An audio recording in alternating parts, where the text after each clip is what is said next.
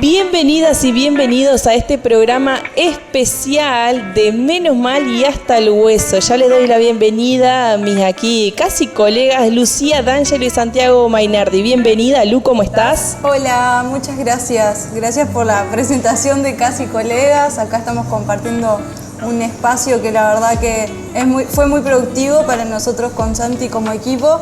Así que ahora le voy a dejar que salude él. Hola, bro. Así que bienvenido, Santi. Bueno, muchas gracias, primero que nada por la invitación. Qué lindo crossover, qué lindo que las tortugas ninja y los Power Rangers se junten. Y nada, estamos contentos de estar acá. También tenemos una invitada muy especial que ahora la vamos a presentar. Y espero que tengamos una linda charla, una linda entrevista.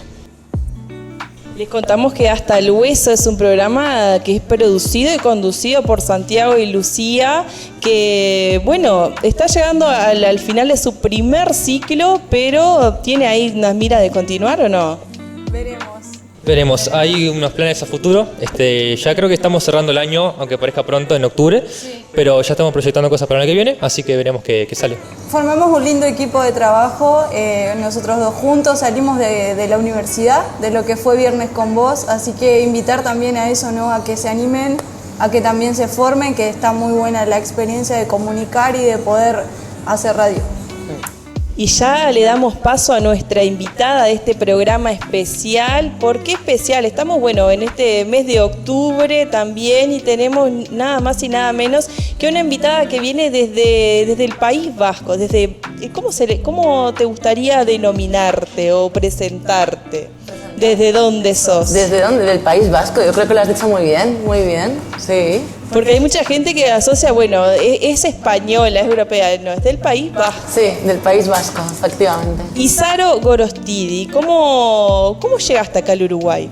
Bueno, pues llegué, primero muchas gracias por la invitación, por haberme invitado a venir al programa, estoy muy contenta de poder estar acá.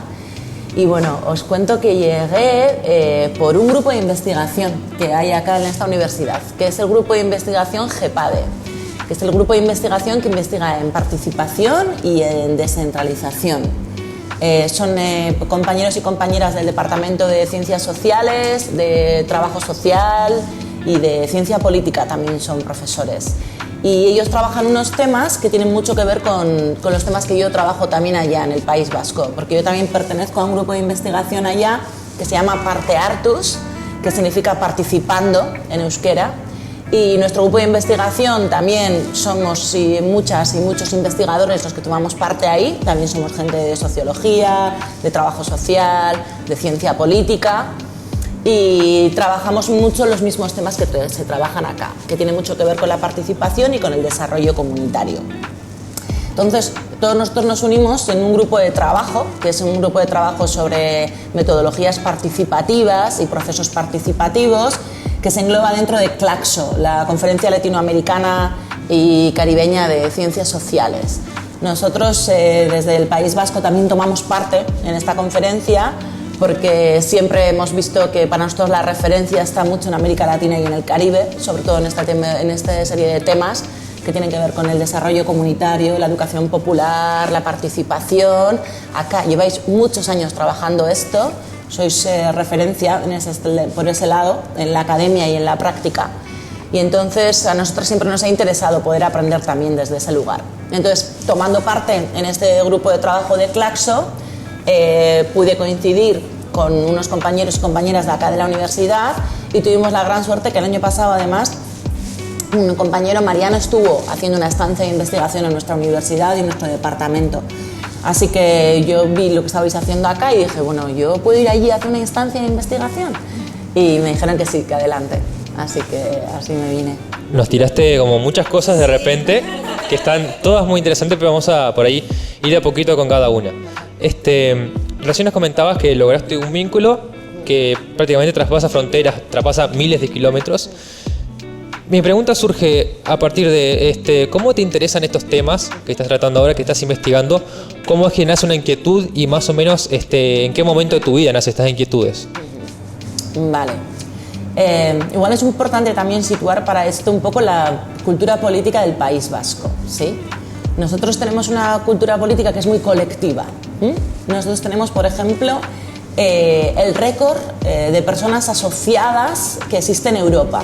no hay tantas personas asociadas en ningún otro territorio europeo como existe en el vasco. Y cuando digo asociadas, digo pues que están en un grupo feminista, en un grupo ecologista, en un grupo de tiempo libre, en un grupo de gastronomía, ojo, cuidado también, de deportes, es todas las esferas sociopolíticas y culturales y de hasta deportivas que podamos ver. Entonces, esa es una primera característica. Y luego, por ejemplo, también tenemos el récord del índice de sindicados, este es mundial, ¿vale? No hay tanto trabajador que está sindicado como la que hay en el territorio vasco. Entonces, ¿por qué es esto? Porque empezamos a trabajar y lo primero que hacemos es sindicarnos. Es como casi lo natural que sale en nosotras y en nosotros. Entonces, tenemos una cultura política que nos lleva siempre a lo colectivo, en una cierta manera, ¿no? Y a organizarnos y a ver qué podemos hacer desde ahí. Entonces, claro, a mí, para empezar, soy vasca, nazco en esta realidad. En mi familia también es una realidad que se lleva a cabo y entonces desde este lugar a mí me interesan las ciencias políticas y yo me doctoro en ciencia política y soy doctora en ciencia política y cuando empiezo a hacer estos trabajos, estas investigaciones y cuando empiezo con mi doctorado doy con un grupo de investigación que se creó en el año ya 2002, hace ya cerca de 20 años, que es diferente gente de la que trabaja en la academia pero que a la vez también es activista. Y entonces es activista en diferentes movimientos sociales, sobre todo, y entonces se da cuenta pues, que sería muy interesante poder trabajar en algo que sea en una profundización de la democracia, ¿no? Se identifica que tenemos bastantes problemas con la democracia representativa, que no nos representa a todas y a todos, que cada vez, por ejemplo, allá la gente vota menos, cada vez allá la gente se siente menos representada hacia el partido político tradicional de toda la vida. Y en cambio sí que tiene, digamos, como le sale como esto de estar en colectivo y de poder organizarse y participar y de tomar parte, ¿no? Entonces, bueno, ¿qué podemos hacer para trabajar esta profundización en la democracia? Porque además todos trabajan en la academia también, son profesores de sociología, de ciencia política, de trabajo social, de comunicación, bueno. Entonces deciden organizar un grupo de investigación que trabaje esto, que trabaje temas que tienen que ver con la democracia participativa, ¿sí? Entonces yo doy con ellos a través de un proyecto de comunicación participativa en el que yo estuve muy interesada. Yo vine también a América Latina, en este caso fue a México, al sureste mexicano, a Chiapas, a trabajar en un proyecto de comunicación participativa y ese fue mi tesina doctoral, ¿no? Antes de la tesis esa fue mi tesina doctoral. Entonces yo parto ya de este trabajo de investigación, me doy cuenta que a mí lo participativo me interesa mucho y de ahí ya empiezo a desarrollarlo en ciencia política y doy con este grupo de investigación. Claro. Entonces se juntan un poco, como veis, diferentes elementos que van más allá de mis propios intereses individuales, ¿eh? También tienen bastante que ver en el contexto en el que nazco y crezco. Estos intereses también en lo que es la política, más allá de la ciencia política, ¿también te llevó a actuar como concejala en tu país? Sí, efectivamente, soy concejala en un pueblito que somos 4.800 habitantes, ¿vale? Es un pueblo de la costa que no tiene más de 5.000 habitantes, aunque en verano se triplica, porque es un pueblo de la costa muy bonito. Yo no sé si este fenómeno ocurre por acá también, sí. Pero allá este fenómeno ocurre mucho, que durante el curso, es decir, en otoño, en invierno y en primavera, pues no llegamos a 5.000 habitantes, pero en verano somos cerca de 15.000 por toda la gente que viene de vacaciones, ¿sí? Y entonces, pues por una parte, como yo ya soy profesora, como os he dicho, en ciencia política, investigo en ciencia política, pues me parecía también una parte de llevar una parte un poco la práctica política desde este lugar. Entonces llevo 4 años trabajando en un ayuntamiento, soy concejala de la oposición. En mi partido político, mi grupo político no está gobernando. Somos 6 concejales que los gobiernan y 5 de los que no. Y solamente hay 2 partidos políticos, para que os deis cuenta también un poco de tal. Y entonces desde eso yo siempre hago risa con mis amigos en la facultad y les estoy diciendo que me estoy haciendo un máster en política local. Siempre les digo esta parte, que me estoy haciendo un máster en política local. Sí, aprender también un poco desde ese lugar, desde la gestión, desde la administración, cómo se hace y en un entorno pequeño como es lo que estoy contando, ¿eh?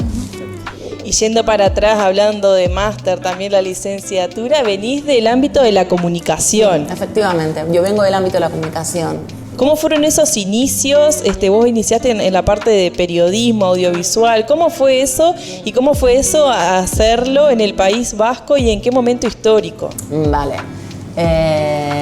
Yo decidí cursar la carrera de comunicación era muy vocacional. O sea, lo quería hacer desde muy pequeñita, lo tenía como muy claro que yo quería ser periodista. Entonces, después de lo de ser periodista, apareció la comunicación audiovisual, que en aquellos momentos no se impartía tanto, no sé por acá, pero lleva mucho menos tiempo que la carrera de comunicación en sí, digamos, ¿no?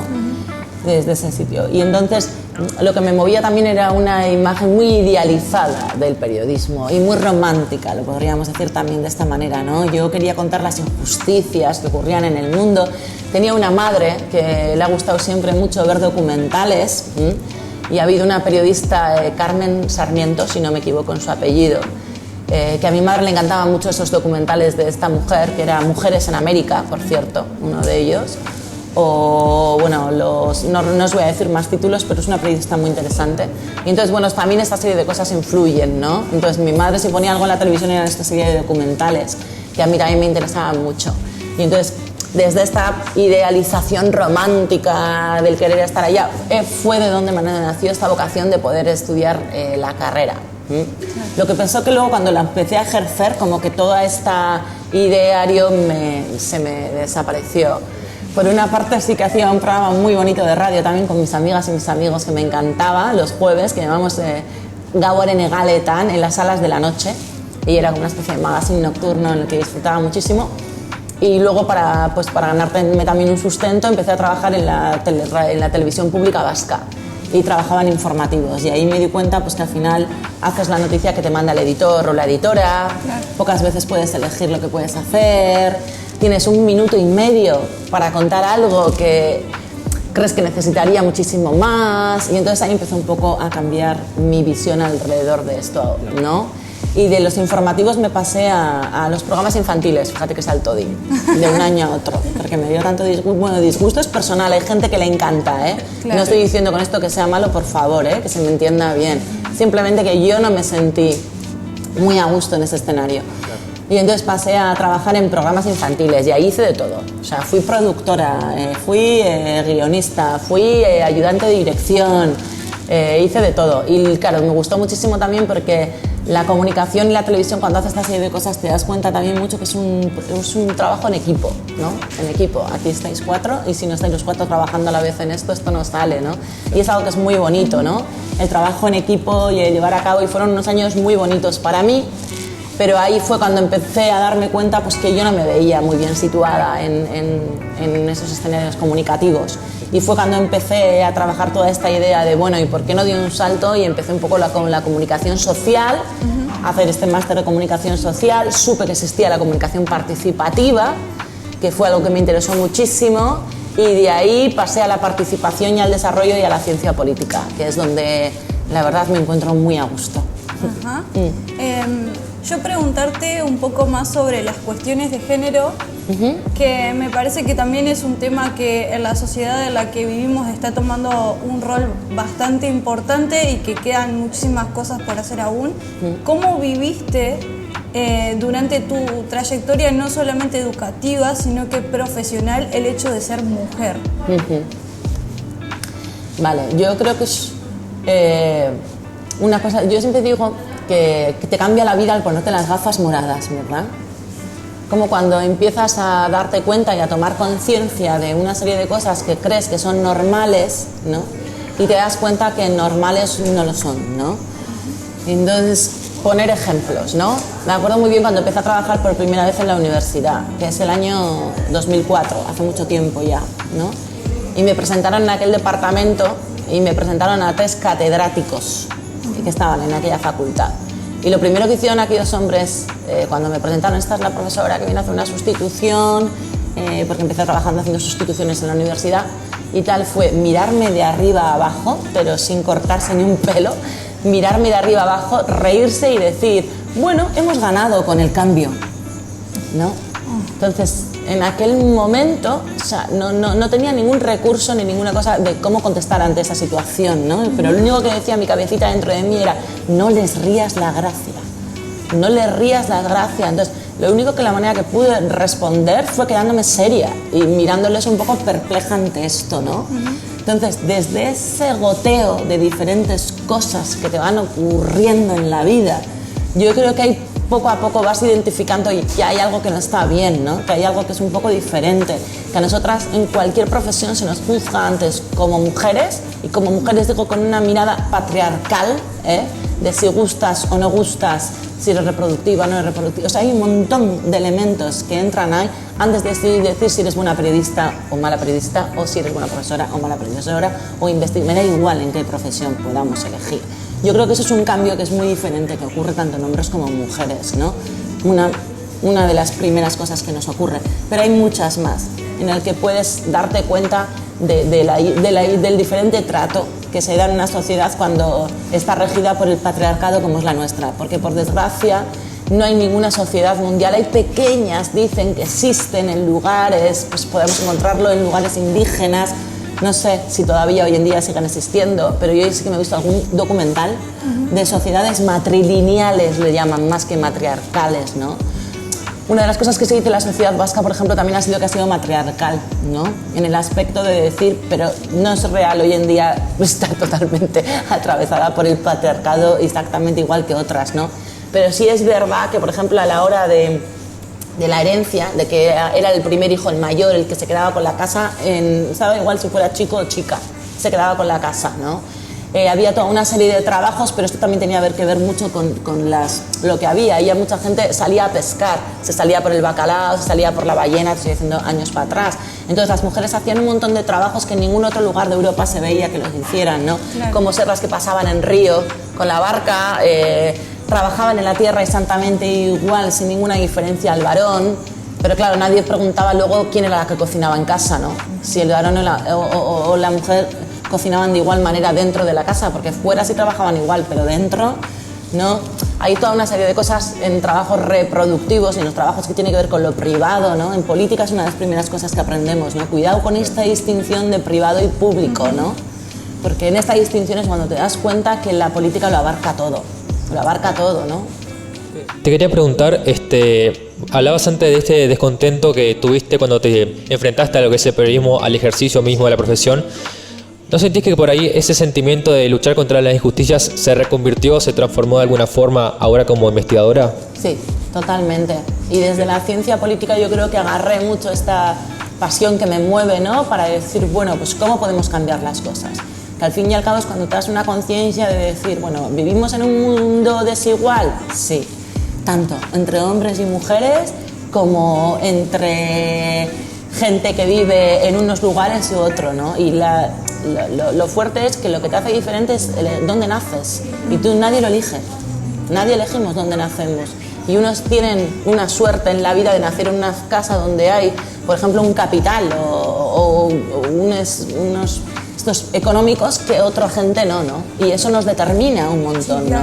Nos determina un montón. Entonces, cuando te empiezas a dar cuenta de las desigualdades que existen, las injusticias que existen por eso, que hoy en día podamos seguir diciendo que hay gente que se muere de hambre, literalmente, que se muere de hambre en el mundo, y hablamos de muchas, de miles, de cientos de miles de personas que les ocurre esto, bueno, es cuando ves que hay en el mundo que te falla algo. Y cuando empiezas a agarrar esta conciencia, ¿no? Que en un primer momento yo sí que la focalizaba desde la comunicación, a mí me pasó a focarla desde la ciencia política y decir cómo lo podemos hacer y cómo lo podemos desarrollar, ¿no? Ir a la acción, digamos, exacto, ¿no? Sí. Exacto, ir más a la acción y vamos a ir más allá de contarlo o denunciarlo, por supuesto que es esencial, ¿eh?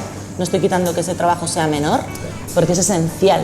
Si no existe, la gente, si no lo nombras, no existe. Y la gente entonces cree que no existe. Entonces se necesita nombrarlo, se necesita que los medios de comunicación estén ahí y que tengamos profesionales serios, éticamente hablando, para poder estar desde ese lugar hablando de esto y luego para darle respuesta, ¿no? Entonces, como pasé un poco a esta segunda parte de decir, bueno, ¿de qué manera se puede responder ante esto, ¿no? O por lo menos denunciar estas situaciones o mostrar realidades diferentes. Vos contabas también que además trabajando desde la parte audiovisual y sobre todo bueno en lugares con pueblos originarios, en México, también en otros países de Latinoamérica, ¿cómo fue mostrar estas diferentes realidades y llevarlas, digamos, a tu lugar de origen? En esto también que tiene que ver con cuestiones de la identidad, de distintas formas de llevar adelante la sociedad, de comunicarse, de estar en comunidad. Sí, fue uno de los mayores aprendizajes que he tenido en la vida, ¿no? el darte cuenta de que formas y maneras también se pueden organizar en colectivo, que tienen también muy diferente ver a la nuestra, ¿no? Por ejemplo, con los indígenas con los que yo trabajé en el sureste mexicano, que eran la mayoría indígenas tzetziles, choles, tojolabales, me faltan, zoques, ¿vale? Sobre todo esto eran estas 4 etnias, ¿no? Esta gente trabaja a través de acuerdos, ¿sí? Por ejemplo, ¿no? Toda la comunidad toma parte en asambleas y toda la comunidad toma parte en la parte de tomar decisiones. Hay una gente que lo gestiona, pero las decisiones se entroman entre todas y todos. Y cuando digo todas y todos, son todas y todos. Hasta los niños a partir de una edad tienen voz. Y se le tiene mucha más en voz también a la gente que tiene es más mayor, ¿no? Nuestras sociedades parece que cada vez más aparcamos, ¿no? Por lo menos no sé si acá se lleva tanto, pero en la sociedad occidental cada vez más parece que cuando ya la gente mayor, los padres y las madres se nos hacen mayores, además los metemos en residencias, que otra gente se ocupe de ellos, que los cuide otra gente y los visite una vez por semana y ya está, ¿no? Pasamos un poco desde ese lugar y ver cómo en este lugar no era todo lo contrario, ¿no? El valor también está en la gente que más experiencia tiene, porque es la que más sabe solo por eso, porque ha vivido más que tú. Y desde esa cosa tan lógica se les da un lugar en la comunidad que la verdad a mí me gustaba un montón. Y luego trabajar a través de acuerdos, ¿no? Porque se aceptaba que hay una cosa que en política yo he aprendido mucho, porque yo estoy en lo del consenso, necesitamos el consenso, ¿no? Y luego darte cuenta de la falacia del consenso, que no es real. O sea, porque si tú sigues pensando que a ti lo que te gusta es el chocolate y yo sigo pensando que a mí lo que me gusta es la fresa, es muy difícil que llegamos a un consenso para decir que lo que nos gusta es la fresa o el chocolate, ¿no? O que a la hora de votar si te gusta la fresa o el chocolate, ¿quiénes están participando en esa reunión? Efectivamente. Y ahí volvemos al tema que mencionaba Lu de cuestiones de género, que también has investigado esa parte de la participación política de mujeres. Exacto, porque tenemos ahí pues mucha desigualdad. Las mujeres tenemos todavía mucho que hacer en la esfera pública. En la esfera pública todavía participamos muchísimo menos que los hombres. Para poneros un ejemplo, en las universidades hasta en estudiantes, no sé si acá pasa igual, pero el 65% del estudiantado de ciencia política son varones, son hombres. Y el 35% son mujeres, ¿no? ¿Por qué en una carrera como ciencia política ocurre esto, no? Y no ocurre en enfermería, o no ocurre en una carrera como medicina. ¿Por qué? Porque hay una desviación de género. O sea, hay una diferencia de género en la que a las mujeres se nos inclina más a ir a un lado y que ir a otro. Y todavía en lo público, que todavía lo seguimos uniendo con poder, a mí creo que es una cosa también que hay un poco que desarticular, porque el poder está en cada una y en cada uno de nosotros. O sea, no únicamente está en las manos de unos pocos. Pero es verdad que tomar una decisión es tener poder. Nosotros en participación y en los procesos participativos decimos que participar es decidir. Sí, claro. Cuidado, participar es decidir. Participar no es opinar. Que en lo político se utiliza esto de esta manera, ¿no? Tan maquiavélica, que es, si hemos preguntado a la gente lo que piensa, sí, ya, pero luego les habéis hecho caso. Porque si tú no haces caso en lo que preguntas, ¿de qué estamos hablando, no? Entonces, eso es tener poder, tomar decisiones. Entonces, desde ese lugar en la esfera pública que se hace tomar decisiones, y ahí todavía las mujeres no estamos.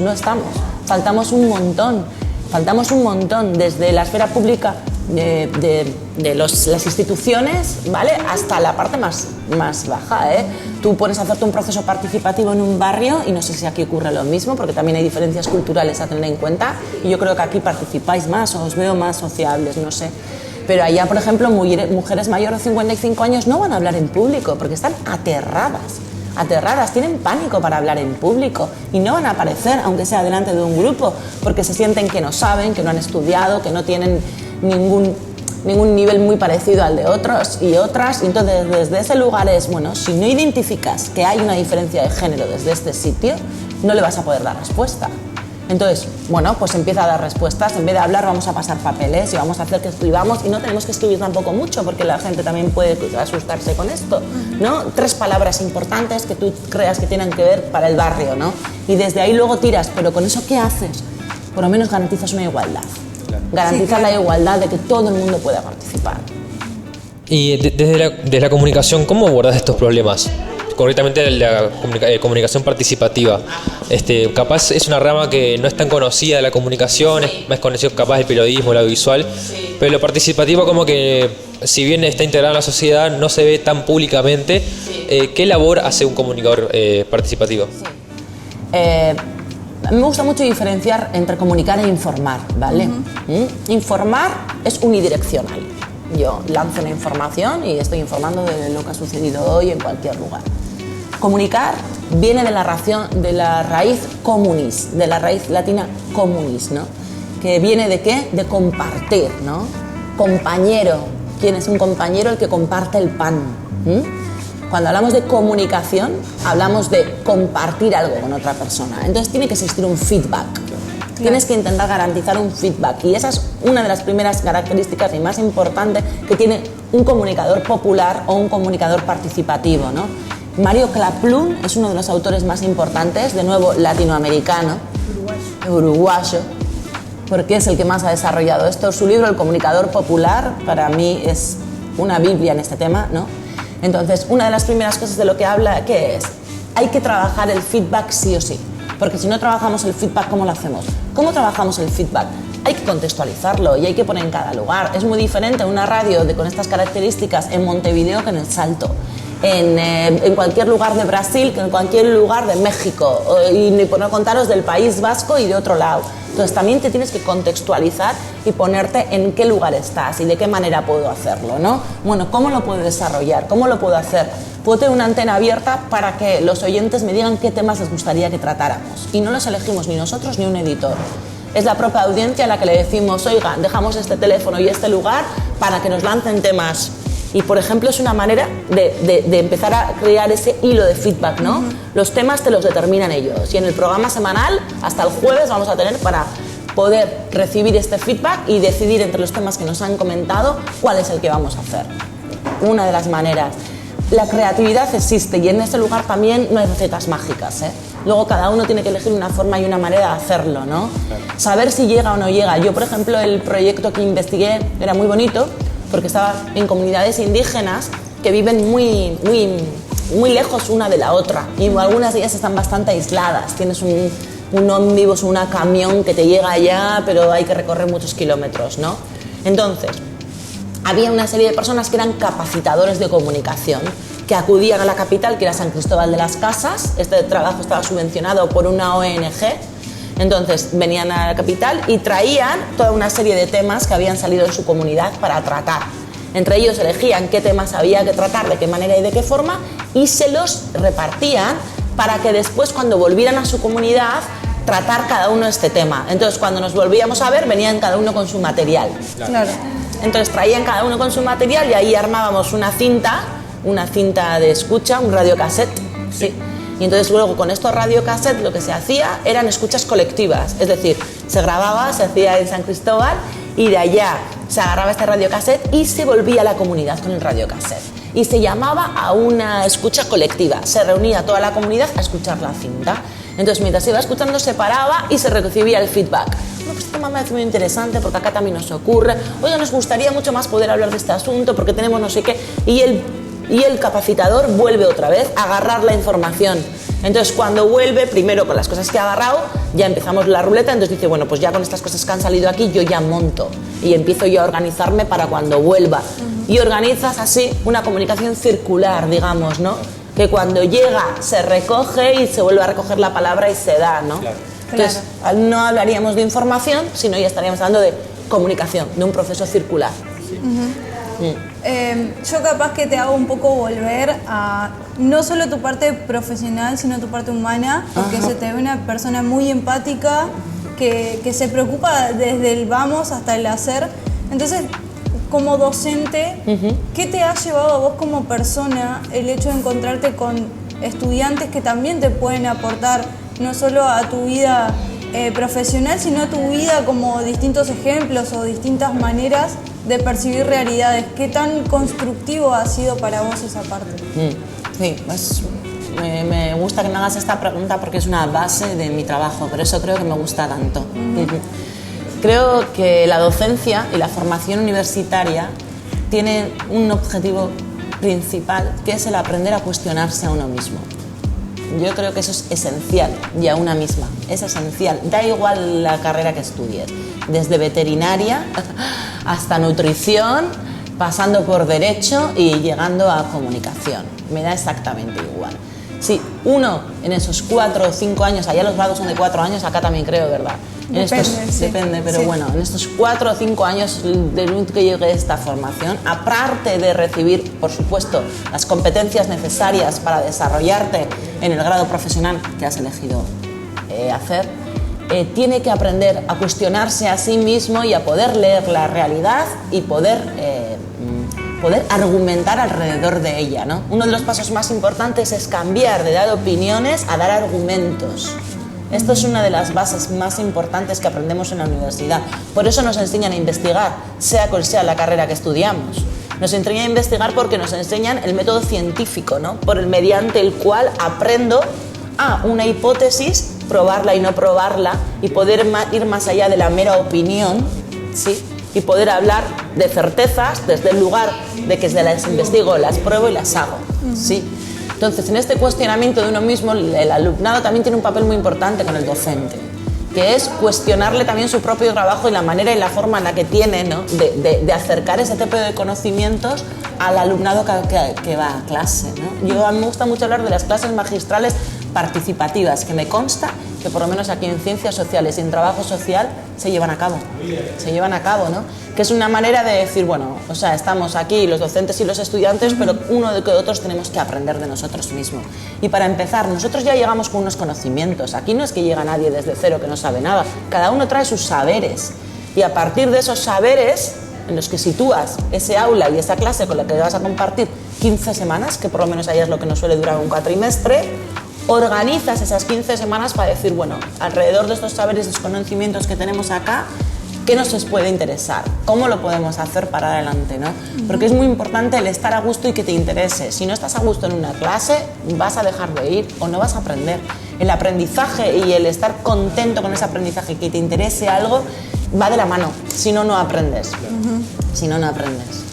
Acá, bueno, capaz que Lu puede dar fe, que nos cuenta que Santiago es uno de esos estudiantes que cuestionan las clases, y de hecho su programa se llama Hasta el Hueso, y ya vamos como llegando a este final de la entrevista. Y bueno, quizás Lucía o Santi tienen sus preguntas hasta el hueso, o para también ir finalizando esta entrevista con Isaro. Bien, por ahí siguiendo un poco con esta temática que venimos dando. Yo tengo la teoría de que los padres educan para un tiempo que ya no existe, entonces es un ciclo que se repite constantemente. ¿Crees que en la educación es así? Por lo que me venís diciendo, creo que sí, pero también te quería preguntar respecto a que has tenido la experiencia de conocer tanto la educación acá en Latinoamérica como en País Vasco. ¿Qué similitudes encontrás? ¿Qué cosas se pueden capaz mejorar en una o en otra en términos comparativos? Vale, yo creo que se desarrolla también muchos parámetros de la educación popular, ¿no? Y creo que eso en Occidente tendríamos que aprender mucho. En muchas ocasiones parece que utilizar metodologías activas, utilizar aprendizajes colaborativos, utilizar clases participativas, como que denigra el contenido, ¿no? Sobre todo muchas veces desde estas carreras de ciencias puras, ¿no? Desde las matemáticas, desde las físicas, las químicas, nos miran un poco a las ciencias sociales y de la comunicación como por encima del hombro, diciendo, bueno, por favor, ya están aquí haciendo estos pequeños grupos para que pinten o hagan lo que sea, ¿no? Y no parte desde ese lugar, ni muchísimo menos, ¿no? Y yo creo que ellos mismos también se están dando cuenta de esto, ¿eh? Entonces, y en Occidente también se está dando cuenta. En mi universidad, desde hace ya como 10 años, se están imponiendo este tipo de nuevos aprendizajes y nos dan formación en ello. Nos dan formación en ello el profesorado.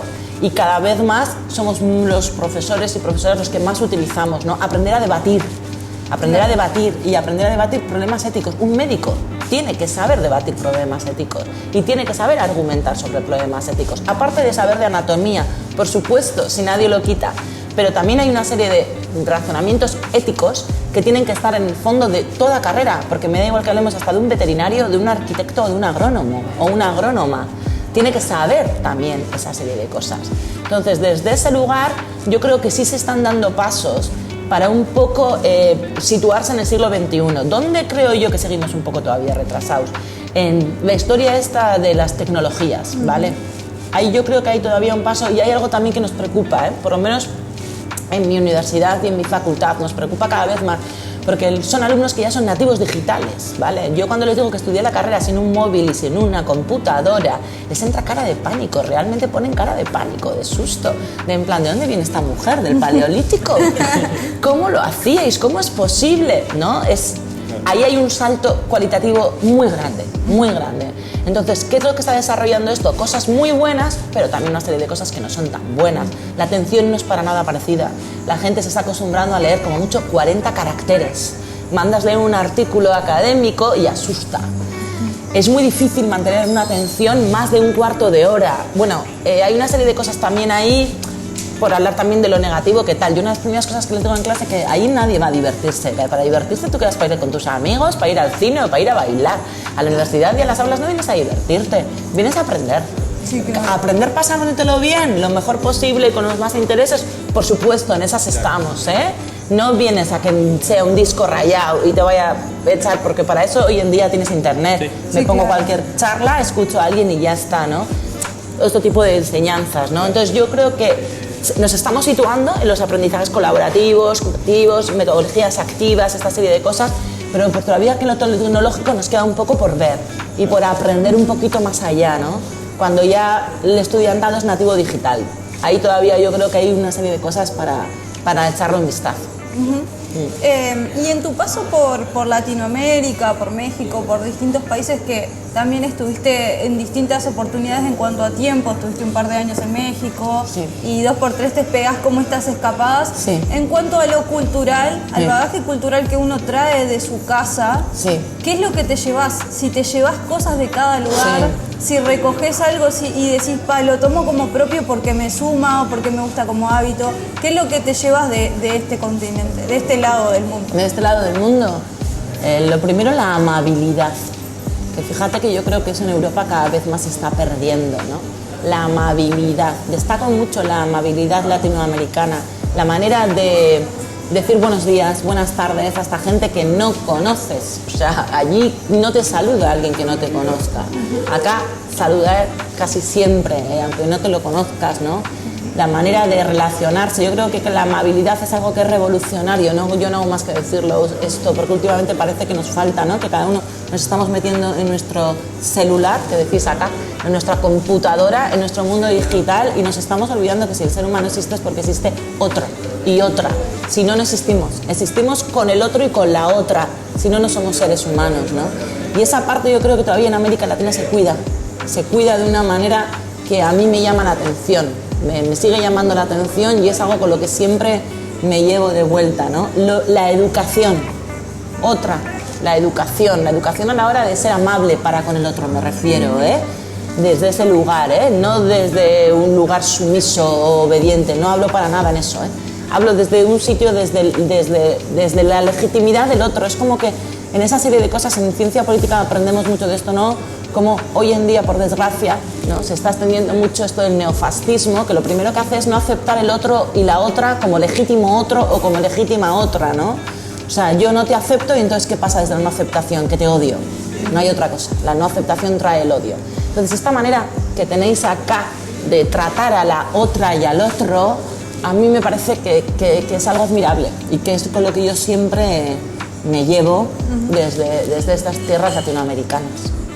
Y yendo también como para finalizar, pero que esto abre un pie a algo muy grande, que es el tema de cómo en otros lugares del mundo, sobre todo al norte, sobre todo en el, entre comillas, viejo mundo y lo que se le llama, bueno, esta parte del norte, se toma a la población latinoamericana muy despectivamente, y últimamente vos decías estas acciones, bueno, neofascistas que están hasta hoy en día. Bueno, yo tengo una amiga, por ejemplo, que está en Alemania y llamaban a advertir a personas latinoamericanas latinoamericanas que no vayan al centro porque se van a juntar. En País Vasco sucede algo parecido también, y también pensando en esto que vos decías de respetar las diferencias y en este mensaje del odio, cuando se habla desde un lugar, digamos, independiente. El racismo existe en todos los lugares. El racismo existe en todos los lugares. Y es una lacra que yo creo que tenemos todas y todos como sociedad. En algunas se nota más y en otras menos. Pero cuando abres más la diversidad, es más cuando se ve, ¿vale?